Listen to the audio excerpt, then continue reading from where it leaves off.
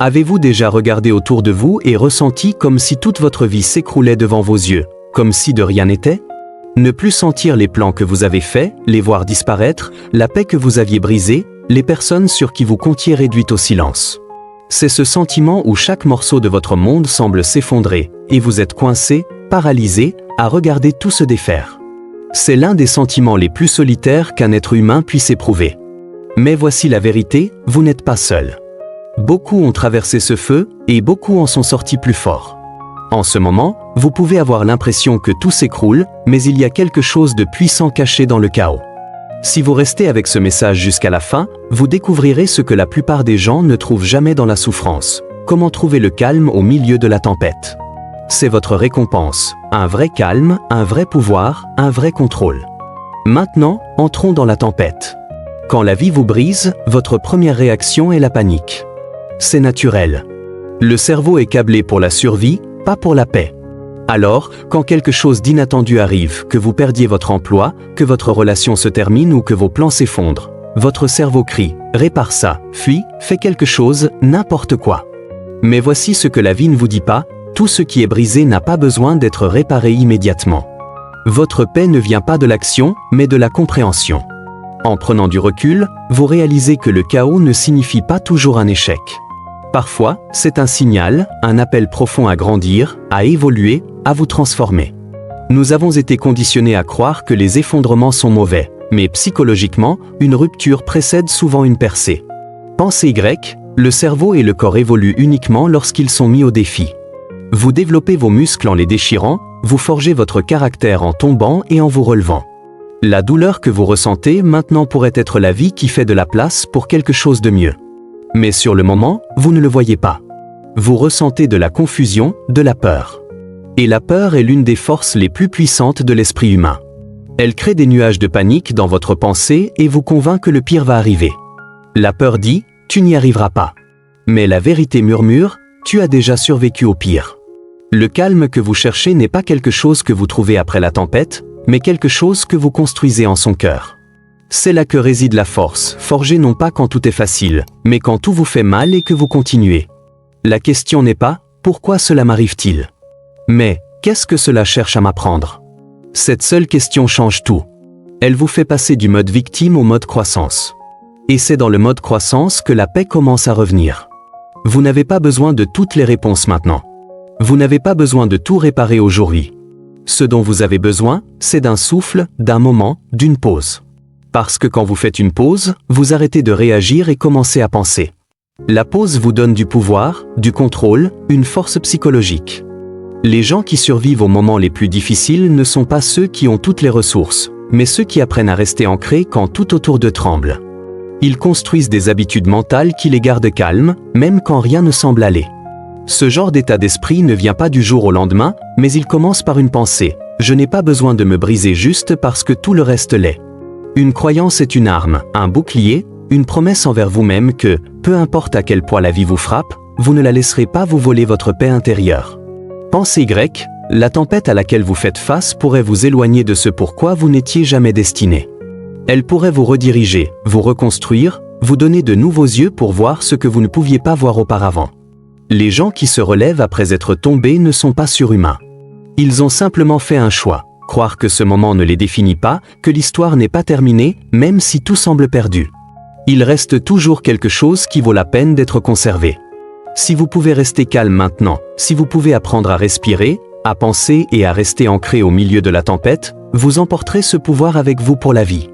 Parce que la vie ne cessera jamais de vous envoyer des tempêtes, mais vous pouvez arrêter de les laisser ébranler votre âme. Alors, ne vous précipitez pas pour échapper à cette douleur. Écoutez-la. Laissez-la vous façonner, vous renforcer l'esprit, vous apprendre à quel point vous êtes vraiment inébranlable. Et si vous restez avec ce message jusqu'à la fin, vous apprendrez à prendre ce calme inébranlable dans chaque partie de votre vie. C'est là que commence votre véritable force, non pas en fuyant la tempête, mais en apprenant à rester immobile en son cœur. Ne reculez pas maintenant. Continuons. Trouver son chemin est naturel. L'esprit a soif de certitude, veut que tout se passe comme prévu, reste prévisible. Mais la vie ne fonctionne pas ainsi. La vérité est que le contrôle est l'une des plus grandes illusions auxquelles nous nous accrochons. Quand les choses s'effondrent, ce n'est souvent pas la situation qui fait mal, mais le sentiment de perdre le contrôle, la peur de ne pas pouvoir arrêter ce qui se passe, de voir tout glisser entre vos doigts. Mais voici la vérité. La plupart des gens n'apprennent jamais que vous n'avez jamais eu le contrôle de tout, pour commencer. Vous ne pouvez pas contrôler les gens, les résultats, le timing des événements de votre vie. Et c'est normal. Ce que vous pouvez contrôler, c'est votre état d'esprit, vos réactions, vos choix. Quand tout autour de vous est incertain, votre monde intérieur devient votre ancre. C'est là que naît le véritable calme, non pas en contrôlant tout, mais en abandonnant ce qui ne vous a jamais appartenu. Le lâcher-prise n'est pas une faiblesse, c'est un pouvoir. Le genre de pouvoir qui vient de l'acceptation. Psychologiquement, le lâcher-prise est souvent mal compris. Les gens pensent que cela signifie abandonner, mais le vrai lâcher-prise consiste à libérer le poids de ce que vous ne pouvez pas porter. Il s'agit d'affronter le chaos et de dire « cela peut être hors de mon contrôle, mais je ne le suis pas ». Ce simple changement d'état d'esprit transforme tout. Parce qu'une fois que vous arrêtez de gaspiller votre énergie à essayer de contrôler l'incontrôlable, vous commencez à l'utiliser pour construire la paix, penser clairement, vous élever. Parfois, le calme que vous cherchez ne vient pas quand la vie plie à votre volonté, mais quand vous arrêtez de lutter contre ce que vous ne pouvez pas changer et vous concentrez sur ce que vous pouvez toujours contrôler. Vos pensées, votre attitude, votre prochaine petite étape. C'est là que le contrôle commence vraiment, non pas à l'extérieur, mais à l'intérieur. Au milieu de la panique, la première chose que les gens oublient de faire est de respirer. Pas superficiellement, à peine de quoi remplir leur poitrine, mais profondément, avec intention, jusqu'à atteindre leur âme. Un seul souffle peut vous sortir du chaos et vous ramener dans le moment présent. Quand tout semble devenir incontrôlable, le souffle devient votre ancre. C'est la seule chose qui est toujours avec vous, l'outil avec lequel votre corps a été conçu pour calmer votre système nerveux, ralentir votre rythme cardiaque et apaiser vos pensées qui s'emballent. Il y a une science derrière cela. La respiration profonde active le système nerveux parasympathique, la façon naturelle dont votre corps éteint le stress. Avec juste quelques respirations contrôlées, vous pouvez passer de la panique à la clarté, de la peur à la concentration, de l'effondrement à l'équilibre. Mais la plupart des gens n'apprennent jamais cela. Ils laissent le stress prendre le dessus, réagissent, se précipitent, se noient dans l'instant. Ils ne s'arrêtent jamais pour inspirer la force et expirer la peur. Quand vous faites une pause pour respirer, vous vous donnez de l'espace pour penser, pour voir clairement, pour ne pas être emporté par des émotions qui mènent à des choix regrettables. Cet espace est là où se trouve le calme. Cela peut sembler insignifiant, comme si cela ne changeait rien, mais respirer est une décision. C'est le premier acte pour reprendre votre pouvoir dans un moment qui cherche à vous le voler. Parce que quand vous respirez, vous vous dites « je suis toujours là, toujours en contrôle de moi-même ». Ce n'est pas une faiblesse, c'est une maîtrise. Alors, la prochaine fois que la pression monte, faites une pause, fermez les yeux, respirez profondément et rappelez-vous, vous n'avez pas à vous briser avec le moment. Vous êtes plus fort que la tempête. Et tout commence par un seul souffle. Le vrai combat n'a pas lieu à l'extérieur, mais dans votre esprit. Quand tout autour de vous s'effondre, les pensées deviennent plus fortes, les doutes s'insinuent, la peur grandit. L'esprit commence à construire des histoires, et elles ne sont pas toutes vraies. C'est la fin, je ne peux pas gérer ça, tout est contre moi. Ces pensées semblent réelles, mais ce ne sont pas des faits, c'est la peur qui parle sous un déguisement. L'esprit est puissant, il peut vous construire ou vous briser. Quand le chaos frappe, il devient un champ de bataille entre votre force et votre peur. La voix que vous nourrissez le plus gagnera. Psychologiquement, le cerveau est conçu pour vous protéger, pas pour vous inspirer. C'est pourquoi il voit toujours le pire en premier, cherche le danger, s'attend à la perte, se prépare à la douleur. Mais ce qu'il ne fait pas automatiquement, c'est croire en votre pouvoir. Cette partie, vous devez l'entraîner. Vous devez défier vos pensées. Toutes les pensées ne méritent pas votre croyance, toutes les émotions ne méritent pas votre réaction. Juste parce que quelque chose entre dans votre esprit ne signifie pas qu'il a du pouvoir sur vous. Vous décidez quelle voix devient votre vérité. Quand les choses s'effondrent, soyez conscient de ce que vous vous dites. Vous vous rapetissez, vous vous répétez des échecs dans votre tête, ou vous vous rappelez ce que vous avez survécu, la force qui est en vous, le fait que les tempêtes passent mais que vous restez.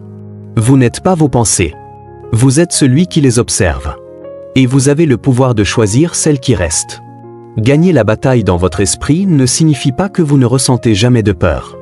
Cela signifie que vous arrêtez de la laisser vous guider. Cela signifie que vous commencez à parler avec force, même quand vous tremblez. Parce que le calme n'est pas l'absence de bruit, mais la capacité à rester ancré pendant que le bruit hurle. Et ce pouvoir commence par la maîtrise de votre esprit. Quand tout s'effondre, l'instinct est de s'accrocher plus fort. Nous voulons nous rattraper à ce que nous connaissons, essayer de tout réparer, tenter de contrôler. Mais voici la vérité. Parfois, la meilleure chose que vous puissiez faire est de lâcher prise. Cela peut sembler contre-intuitif, mais le détachement est l'un des outils les plus puissants dont vous disposez. Dans le chaos, vous détacher ne signifie pas que vous arrêtez de vous soucier ou que vous abandonnez. Cela signifie que vous arrêtez de laisser le chaos vous contrôler. Vous arrêtez de laisser les événements extérieurs dicter votre monde intérieur. Quand vous vous détachez, vous n'êtes plus emporté par la tempête. Vous vous tenez à l'extérieur, vous observez, et vous savez que vous êtes plus grand que le moment. Psychologiquement, le détachement est une forme de protection émotionnelle. Il vous permet de rester lucide, de penser au lieu de réagir, de ressentir au lieu de paniquer. Vous arrêtez de vous identifier à la situation, de croire que votre valeur est définie par ce qui se passe autour de vous. Ce n'est pas être froid ou indifférent, mais reconnaître que vous n'êtes pas vos circonstances. Les défis auxquels vous faites face ne déterminent pas qui vous êtes. Vous êtes l'observateur, le créateur, celui qui choisit comment répondre. Ce genre de détachement ne se fait pas du jour au lendemain. C'est une pratique. C'est apprendre à vous séparer de ce qui est à l'extérieur pour rester ancré à l'intérieur. Imaginez-vous debout sur un sol ferme pendant que la tempête fait rage autour de vous. Vous sentez le vent, la pluie, mais vous ne bougez pas. La tempête peut tout secouer autour de vous, mais elle ne peut pas ébranler votre noyau. Quand vous vous détachez, vous pouvez enfin voir clairement, prendre des décisions à partir d'une position de force, pas de peur. Devenir inébranlable ne signifie pas que la vie cesse de vous lancer des défis, mais que vous arrêtez de les laisser définir votre paix. Lâchez ce qui vous brise, et vous trouverez la liberté de vous élever. Et si ce que vous traversez maintenant n'était pas la fin, mais le début? Quand la vie semble s'effondrer, votre perspective est tout. La façon dont vous voyez la situation détermine comment vous y réagissez. Et la plupart des gens, face au chaos, ne voient que la douleur. Ils se concentrent sur la perte, l'incertitude, la peur. Mais imaginez changer de perspective juste un instant. Et si vous considériez votre lutte comme une opportunité de croissance? Et si, au lieu de la voir comme une punition, vous la voyez comme une façon pour la vie de vous préparer à quelque chose de mieux? Psychologiquement, votre cerveau interprète constamment les informations. Ce sur quoi vous choisissez de vous concentrer devient votre réalité. Si vous vous concentrez sur tout ce qui va mal, vous serez consumé. Mais si vous vous concentrez sur ce qui va bien, sur les leçons cachées dans le désordre, vous trouverez un sentiment de paix même dans le chaos. Le pouvoir, c'est quand vous changez votre façon de voir quelque chose, cette chose que vous regardez change. Cela ne signifie pas ignorer la douleur ou prétendre que tout va bien. Cela signifie choisir de voir au-delà de l'inconfort immédiat et croire qu'il y a une vision plus large que vous ne pouvez pas encore voir. Pensée grecque, les moments les plus difficiles de la vie mènent souvent aux plus grandes transformations. Les pertes les plus douloureuses créent souvent les croissances les plus profondes. Chaque défi auquel vous faites face, qu'il soit personnel, professionnel ou émotionnel, a le potentiel de vous apprendre quelque chose que vous ne saviez pas avant. Et parfois, la leçon est simplement, vous êtes plus fort que vous ne le pensez. Quand vous adoptez une perspective qui voit la lutte comme faisant partie de votre voyage, vous arrêtez d'être submergé par elle. Vous commencez à accepter que la vie est une question d'équilibre entre joie et douleur, succès et échec. Vous n'avez pas à craindre les tempêtes. Vous pouvez apprendre à danser avec elles, en sachant qu'après chaque tempête vient un nouvel horizon. Alors changez votre perspective, déplacez votre focus, trouvez la leçon, et laissez-la être votre force. Le calme que vous cherchez vous attend dans la façon dont vous choisissez de voir le monde. Et si la tempête n'était pas quelque chose à craindre, mais quelque chose à embrasser? Il est facile de penser que la paix vient quand la tempête passe. Mais en réalité, la vraie paix vient quand vous apprenez à danser sous la pluie. Souvent, les moments les plus difficiles de la vie apportent les leçons les plus précieuses. Mais ces leçons ne se révèlent que si vous êtes prêt à accepter la lutte au lieu de la combattre. Quand tout autour de vous semble s'effondrer, votre premier instinct est de fuir. Vous voulez éviter la douleur, repousser l'inconfort, l'incertitude, la peur. Mais éviter la tempête ne la fait jamais disparaître, elle prolonge seulement votre souffrance. La vérité est que la tempête passera, mais elle laissera derrière elle quelque chose de puissant. La force que vous gagnez en la traversant. Psychologiquement, les personnes qui s'épanouissent dans l'adversité n'essaient pas d'éviter la douleur. Ils l'acceptent, y font face, la reconnaissent comme faisant partie de leur croissance. Ils ne permettent pas à la douleur de les définir, mais lui permettent de les transformer. Ce changement d'état d'esprit est celui d'un joueur, pas d'une victime. Au lieu d'être à la merci de vos circonstances, vous devenez le créateur de votre expérience. Quand vous embrassez la tempête, vous arrêtez de résister à ce qui se passe. Vous arrêtez de lutter contre l'inévitable et commencez à l'utiliser comme carburant pour votre croissance. Pensez aux personnes les plus fortes que vous connaissez. Ce ne sont pas celles qui ont eu des vies confortables, mais celles qui ont fait face à la douleur, à la perte, aux difficultés, et qui se sont relevées. Et si vous arrêtiez de combattre vos défis? Et si vous acceptiez que les tempêtes font naturellement partie de la vie? En les embrassant, vous ne cédez pas. Vous développez votre résilience, devenez le genre de personne qui peut traverser les pires situations et en sortir plus forte. Vous n'avez pas à craindre la tempête. Vous devez apprendre à croire qu'elle vous façonne en mieux. Souvenez-vous, aucune tempête ne dure éternellement, mais la force que vous construisez dans le processus restera avec vous toute votre vie. Il est facile de croire que votre situation actuelle vous définit. Quand tout s'effondre, il est tentant de penser que le chaos autour de vous reflète qui vous êtes. La déception, l'échec, la lutte, tout semble écrit dans votre histoire. Mais voici la vérité, ce ne sont pas vos circonstances qui vous définissent. Vous n'êtes pas vos problèmes, vos erreurs, la somme de vos échecs ou de vos pertes. Ce ne sont que des chapitres de votre vie, pas le livre entier. Et parfois, il faut les moments les plus difficiles pour vous rappeler cette vérité. Psychologiquement, quand les gens s'identifient à leur lutte, ils se laissent piéger par elle. Ils croient que leur douleur est leur identité. Mais dès que vous vous séparez de ce qui vous arrive, vous reprenez le contrôle. Vous réalisez que vous êtes l'auteur de votre histoire, pas la situation dans laquelle vous vous trouvez. La vie ne consiste pas toujours à contrôler votre situation, mais à choisir comment y réagir. Il s'agit de comprendre que ce qui vous arrive ne doit pas nécessairement façonner qui vous êtes. Vous avez le pouvoir de vous définir, peu importe à quel point les choses sont dures. Pensez grec, les personnes les plus résilientes et accomplies ne sont pas celles qui ont eu une vie parfaite. Ce sont celles qui ont affronté les moments les plus sombres et ont trouvé un moyen de se relever. Elles ont appris que leur valeur n'est pas liée à ce qu'elles ont vécu, mais à qui elles choisissent de devenir. Alors, la prochaine fois que la vie vous réserve une surprise, souvenez-vous, vous êtes plus que votre situation actuelle. Vous n'êtes pas la douleur que vous ressentez ou les défis auxquels vous faites face. Vous êtes la force que vous développez en les surmontant. Votre situation peut changer, mais votre pouvoir intérieur demeure. Ne laissez pas le monde vous convaincre que vous êtes moins que ce que vous êtes vraiment. Vous êtes plus que suffisant, même quand tout semble s'écrouler. Dans un monde en mouvement constant, l'immobilité peut sembler un luxe impossible. Quand tout autour de vous est chaotique, la réponse naturelle est de réagir. Le monde exige votre attention, vos émotions, votre énergie. Mais parfois, la chose la plus puissante que vous puissiez faire au milieu du chaos est de rester immobile. Cela ne signifie pas l'inaction, mais choisir d'être ancré au cœur de la tempête, de ne pas vous laisser emporter par le tourbillon d'émotions et d'événements autour de vous. Dans ces moments où tout s'effondre, la plus grande force réside dans votre capacité à rester immobile. Le monde est bruyant, mais dans le calme de votre esprit, il y a de la clarté. Quand vous résistez à l'envie de réagir impulsivement, vous vous donnez le temps de penser, de respirer, de choisir votre prochaine étape avec intention plutôt qu'avec panique. Psychologiquement, le calme est incroyablement puissant. Il vous permet de vous recentrer, apaise l'esprit, calme le corps. Il vous donne l'espace pour prendre des décisions basées sur la sagesse, pas sur la peur. Dans les moments de calme, vous pouvez entendre votre voix intérieure, la voix de la raison, du calme, de la force. Quand tout autour de vous bouillonne, vous n'avez pas besoin de bouillir aussi. Le calme en vous devient votre boussole, vous guidant à travers la tempête. Pensez aux personnes les plus accomplies que vous connaissez. Ce ne sont pas celles qui réagissent à chaque défi avec chaos, mais celles qui restent calmes assez longtemps pour voir leur prochain mouvement. Elles comprennent que la vraie force ne vient pas d'agir par peur, mais d'agir avec un but. Dans ces moments où le monde semble s'effondrer, ne sentez pas le besoin de tout réparer d'un coup. Trouvez le calme, soyez présent, respirez. Reconnaissez que vous êtes capable d'avancer avec clarté, même quand le chemin semble incertain. Faites confiance à la force tranquille que le calme apporte. Souvenez-vous, vous n'avez pas besoin d'être bruyant pour être fort.